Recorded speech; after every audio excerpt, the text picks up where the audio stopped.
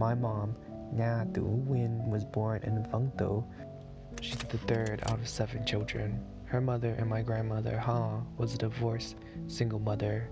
Poor Vietnamese people like my grandma and mom's generation didn't have photos or documents like their birth certificates. When my grandma was injured, she couldn't remember her birthday. And to this day, no one in my family remembers either. It's a guess among our family of her exact age.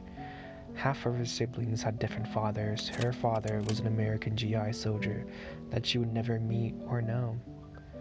Her family was poor, and my grandma struggled to raise and feed my mom. They didn't have enough for an education or food. Then the Vietnam War happened, and my uncle Guhai would leave for a boat and pass bordering countries to America, finding refuge in Seattle, Washington. My mom, an MR agent, had the chance to go, but she waited for the rest of her family.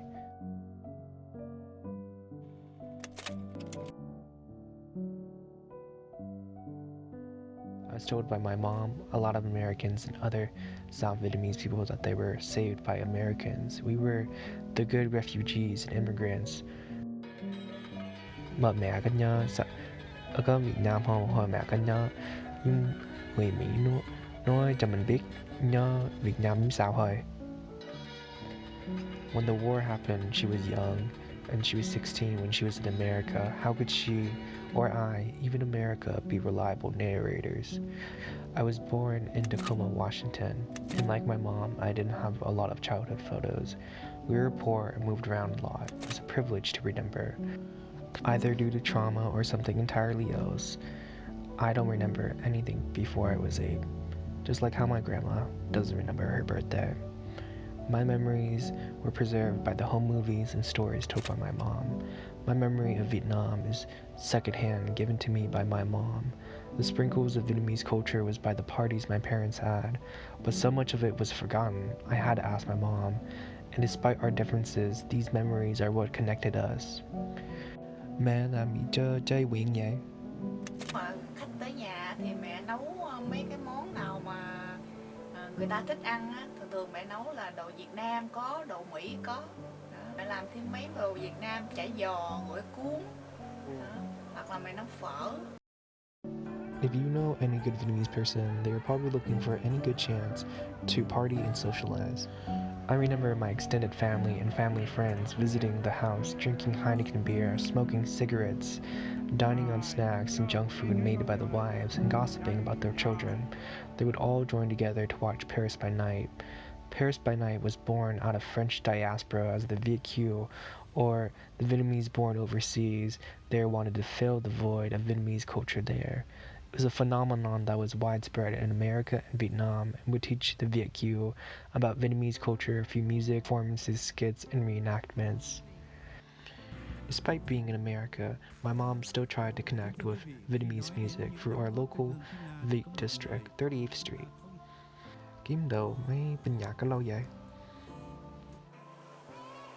Mình đi ra ngoài chỗ Việt Nam mà nó kêu là trung tâm băng nhạc, hoặc là người đẹp Bình Dương nó bán nhạc Việt Nam, là có nhạc thiếu nhi, của con nít, nhạc người lớn, rồi cải lương, rồi karaoke, toàn là tiếng Việt không, ở ngoài 38 hoặc là ngay chỗ mà Asian Market, ngoài giống như Chinatown, mà vô cái khu mà Vietnamese downtown vậy thì có bán mấy băng nhạc này, mình vô chỗ mình mua hoặc là mình mướn.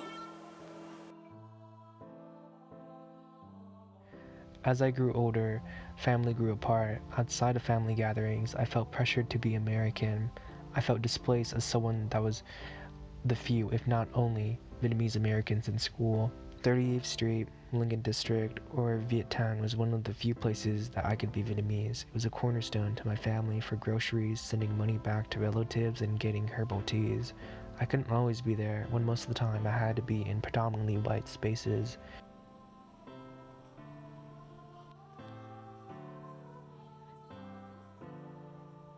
Mẹ thử dùng tiếng Việt sao?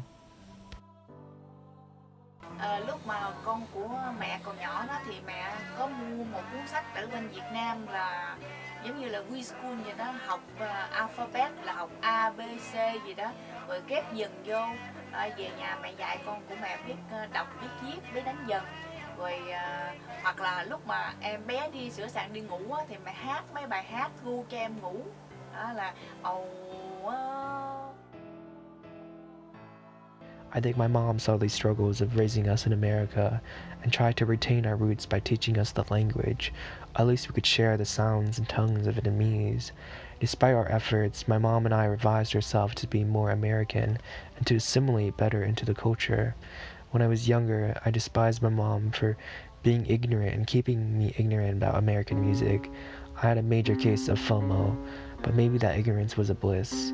Ignorance comes at a cost, but I'd rather pay the cost of being alone than giving up my culture. This process was started when I was active online and connected with a Vietnamese political group. There was pride in me that grew as I learned more about Vietnamese music and culture.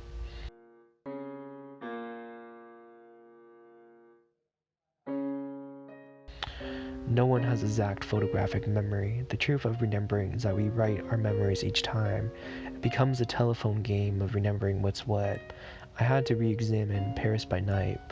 I feel un-Vietnamese about crossing what Viet Americans like my mom and diasporic VQ love. While Paris by Night has represented LGBT Vietnamese people and provided a space for us, I have to be critical of their production and other representation. Off screen, Paris by Night has become owned to America and France.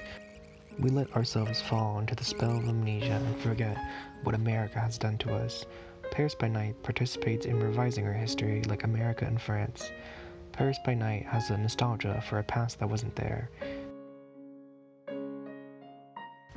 It ignores Ngô Đình Nam's authoritarianism and that he was a puppet installed by America. It glosses over how the tensions between the North and South was America's making. America would like us to be refugees and immigrants of a civil war rather than a displaced people by their doing, because it is much easier to reduce their involvement and guilt than to redress their injustices. But I can't forget Agent Orange, the disfigured born from chemical warfare, the injured and disabled caused by the bombs planted by America. And that's why we can't forget that unless we want to be erased by America.